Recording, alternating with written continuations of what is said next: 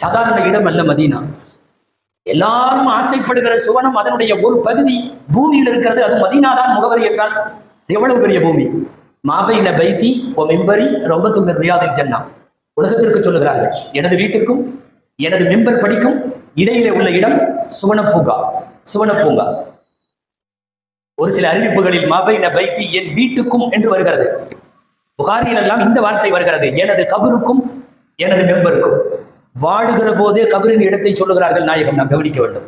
எனது கபருக்கும் எனது மெம்பருக்கும் இடைப்பட்ட பகுதி ரௌதத்துல் ஜன்னா. உலகம் அழிகிற போது எல்லாம் அழியும், எல்லாம் அழியும். மதீனாவின் ஓரஞ்சாரம் எல்லாம் கூட அழியலாம், மக்கா அழியலாம். இந்த இடம் ரசூலுடைய கபருக்கும் மெம்பருக்கும் இடையிலே உள்ள இடம் உயர்த்தப்படும்.